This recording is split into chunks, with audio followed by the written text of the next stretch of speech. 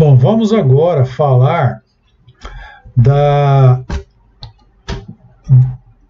interconexão entre TTL-CMOS e CMOS em TTL. Tá? Nós podemos ter dois casos. Um caso de um equipamento que trabalha com tecnologia TTL e vai entregar o sinal lógico para um que trabalha com CMOS, ou vice-versa, dois equipamentos diferentes. Aí nós precisamos interfacear esses equipamentos. Aí prestem atenção nesse nomezinho interface, que vocês vão conviver com ele. Bom, a outra situação é quando no mesmo equipamento nós tivemos que utilizar duas tecnologias diferentes. Parte do equipamento funciona usando CMOS, parte usando TTL, ou mesclado saídas TTL acionando a entrada CMOS e vice-versa no mesmo equipamento. Bom, o mais usual é usar a mesma tecnologia no mesmo equipamento. Por exemplo, eu projetar todo um equipamento meu para trabalhar com portas TTL ou projetar todo o equipamento para trabalhar com portas CMOS. Mas, algumas vezes, em função de disponibilidade de fornecedor ou questão de consumo de energia, viabilidade econômica, reduzir custo, eu posso ter que mesclar as duas tecnologias. Então, o mais usual é você misturar TTL e CMOS no mesmo equipamento. Poderiam surgir outras tecnologias também, mas as duas mais largamente utilizadas são essas aí. Então vamos ver os próximos slides aqui. Então, o primeiro caso, quando a saída TTL for excitar uma entrada CMOS e ambas trabalhando com tensão de 5 volts. Lembrando que TTL só trabalha com 5 volts, né? CMOS pode trabalhar de 3 a 18. Né? Então, nesse caso, a interligação direta pode ser feita sem problemas. Na maioria dos casos, você colocar diretamente aqui a saída de um TTL na entrada CMOS, vai funcionar sem problema. Mas, em alguns casos, se essa saída TTL aqui estiver muito carregada, estiver usando próximo ao fan-out máximo dela, né, o fan-out, aí pode ser que ela não reconheça a entrada como nível alto. Esse CMOS aqui não reconheça o nível entregue por essa porta TTL como nível alto. Aí é necessário você colocar um resistor de pull-up. Então, nesse caso, recomenda-se um resistor de pull-up de 2K2. Segundo caso aqui, de TTL para CMOS, mas com tensões diferentes. Lembrando que TTL é alimentado por mais 5. Vamos pegar aqui um exemplo, onde eu tenho uma porta CMOS que é alimentada com mais 12. Então, o que eu vou fazer? Eu vou colocar um transistor bipolar de junção, um TBJ, pode ser um transistor desses NPN de uso geral, pode ser um BC548, 547, 237, 238, pode ser um 2N2222, tá? Qualquer um NPN, silício, uso geral, serve para essa aplicação. Bom, então, eu coloco ele aqui trabalhando como chave, onde a carga de coletor é esse resistor R1 e o resistor R2 é o resistor de polarização de base. Tá? Então, esse resistor aqui ficou errado o valor dele. Tá? Seria mais ou menos metade disso aqui o recomendável. É porque eu estava com outro circuito, modifiquei e esqueci de mudar o valor aqui. Mas aqui seria 10K, estaria bom aqui, ó, não 22K. E aqui no coletor é 2K2 mesmo. Tá? Então, aqui nós temos esse resistor de pull-up, que também é a carga de coletor desse transistor que trabalha como chave, né? Então, quando aqui for nível lógico 1, aqui vai ser nível lógico 0. Quando aqui for nível lógico 0, aqui vai ser nível lógico 1. Só que o nível lógico 1 aqui é próximo de mais 12, enquanto que aqui é próximo de mais 5, né? Certo? Então, essa compatibilização é feita aqui por esse transistor bipolar de junção trabalhando como chave. Lembrando que ele inverte, né? Então, ele, além de fazer essa compatibilização entre os níveis lógicos, ele faz uma inversão lógica também. Então, tem que estar atento a isso, certo? Bom, o outro caso é quando nós usamos TTL de coletor aberto e vamos acoplar com uma entrada CMOS, com tensões diferentes, tá? Olha, lembrando que o TTL, existe o TTL Totem Pool e o TTL coletor aberto, né? Open Collector, tá? O coletor aberto, nós vimos numa aula anterior aí, ele só tem um transistor na saída, né? Ou seja, ou ele fecha um curto da saída para a terra, ou ele deixa em aberto, circuito aberto, tá? Por isso que chama coletor aberto, tá?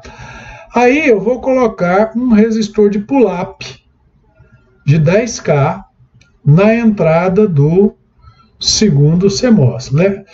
Atentando para o seguinte, esse aqui é alimentado com mais 5, esse aqui é alimentado com mais 12. Então são tensões diferentes, tá? Então, até agora há pouco a gente estava usando o 74LS04, que é saída Totem Pool. Então, esse aqui é o 74LS05, que não é Totem Pool, né? Coletor aberto. E quando utilizar o CMOS para excitar uma entrada TTL, ambas com alimentação de 5 volts. Nesse caso, recomenda-se que se coloque um resistor de pull-down da conexão entre as duas portas para o terra, tá? Resistor de 1K, nesse caso é pull down, puxa para baixo, ao contrário do pull up. E de CMOS para TTL com tensões diferentes. Bom, agora aqui eu tenho um CMOS alimentado por 12 volts, quero alimentar uma entrada TTL, esse aí é alimentado por mais 5, né? Então aqui eu vou utilizar também aquele recurso do transistor como chave, tá? Lembrando que ele inverte o nível lógico, né? Se entra 0 sai 1, se entra 1 sai 0, né? Então olha aqui, o nível aqui, se eu tiver em nível 1, eu vou ter uma tensão próxima de mais 12 aqui. Vai saturar esse transistor, vai jogar isso aqui para perto de 0 volts, nível de terra, tá? Então está entrando alto, saindo baixo. Se entrar nível baixo, uma tensão próxima de 0, esse transistor vai para o corte. O coletor vai para uma tensão próxima de mais 5, é nível alto aqui, certo? Então, atentando para o fato de ocorrer a inversão lógica do sinal. Então, ele faz a compatibilização, mas faz a inversão lógica do sinal, tá? A diferença aqui está entre esse aqui e aquele anterior, está nos valores dos resistores, né? Mas esses valores não são críticos.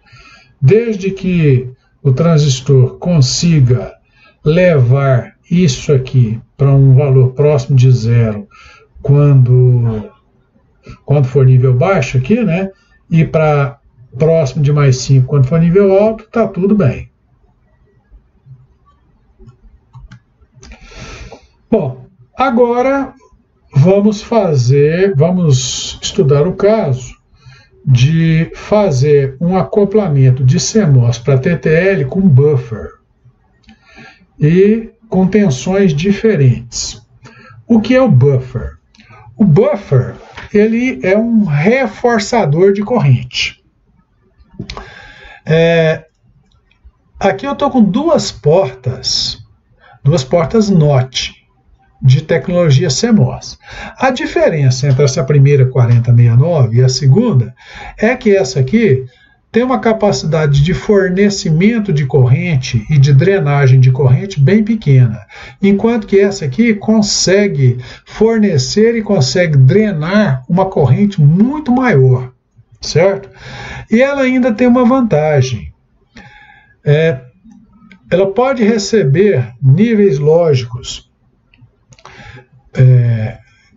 nível alto bem mais alto do que o nível da alimentação. Por exemplo, eu estou com essa porta aqui alimentada com mais 15 volts. Essa aqui está alimentada com mais 5, com a mesma fonte que alimenta essa TTL aqui, ó. Então eu posso jogar um nível alto de mais 15 aqui, que ela vai entender como nível alto. E vai soltar zero aqui. Se eu jogar zero aqui desse lado, ela vai entender como nível baixo e vai jogar mais 5 aqui do outro lado, certo? Então ela compatibiliza esses dois níveis diferentes aí, tá? Esses dois níveis diferentes são em função das tensões de alimentação serem diferentes. Bom, vamos ver um vídeo para entender como é que funciona esse 4049. Pessoal, através desse vídeo aqui, nós podemos entender o comportamento de um gate 4049. Ele é um inversor e é buffer. Então vejamos aqui, ó. Eu estou aqui com uma tensão próxima de 0 volts. Ele está alimentado por mais 5, está me entregando 4,99 aqui, que é bem próximo de mais 5, é interpretado como nível lógico 1. Vamos inverter o nível lógico aqui da entrada. Então aqui foi para mais 15, tá? Isso aqui é alimentado por mais 5. Mas ele entende esse mais 15 como nível lógico 1. E entrega nível lógico 0 na saída, uma tensão 0 volts ou bem próxima de 0 volts. Então, é isso aí, ó. Então, ele está alimentado por mais 5, então ele vai ser compatível com TTL, tá? Mas a entrada dele recebe um nível alto de mais 15, ó. Poderia ir até mais 18, tá? Então, de mais 5 para frente, ele entende tudo como nível alto na entrada.